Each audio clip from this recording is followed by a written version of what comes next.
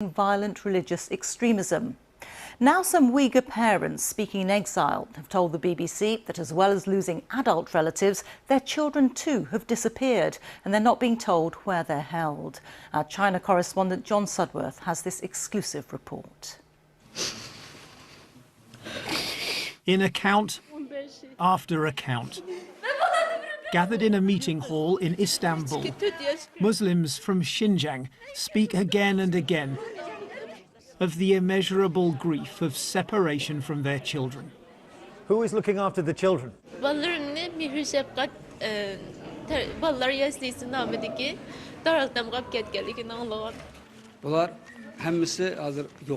Singlimning yoldaşı yok, singlimning oğlu yok, mening oğlum yok. Back home, China's been sweeping Xinjiang's Uyghurs, Kazakhs and other minorities who have their own languages and culture into giant camps where they're taught Chinese and to love the Communist Party. Abdurrahman Toti moved to Turkey in 2013. 3 years ago, his wife and children went back to Xinjiang for a short trip and vanished. But then he found this, a video posted online of his son in a boarding school speaking not in Uyghur, his mother tongue, but in Chinese.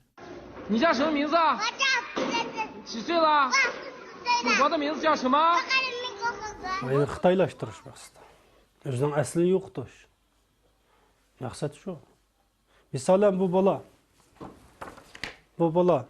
2 yıl 3 yıl Xitayning qolida. Alongside the camps, China has been building something else. Giant new schools, many with huge dormitories. This kindergarten sleeps hundreds. We film at one camp. While the adults are kept here, their children are in this nearby school. And this kindergarten has barbed wire, cameras and signs that say only Chinese should be spoken. Can you imagine though? Xu Guixiang from Xinjiang's propaganda bureau denies that large numbers of children have been left without parents.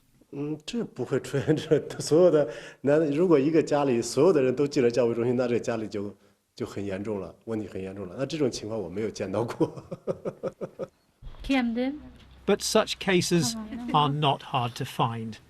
Amina Wyatt, who now runs a clothes shop in Turkey, recently found this picture of her stepdaughter on social media. It's a sign her close relatives are in the camps, her stepdaughter in a boarding school and wearing traditional Chinese costume. If you could send a message to Akida today, what would you tell her?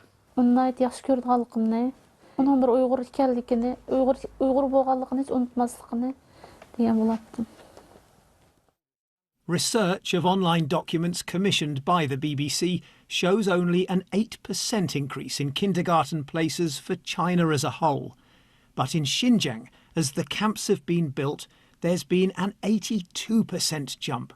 And in some Uyghur majority areas, numbers have shot up even further. The Xinjiang government is attempting to gain full control over the young generation, to literally raise a new generation that has been cut off from original roots, from religious beliefs, from cultural knowledge, even from their own language. I believe the evidence really points what we must call cultural genocide. Khalida Akitkan Kurza has moved to Kazakhstan, but when she heard that the Chinese camps had left her 14 grandchildren without parents, she phoned the village official.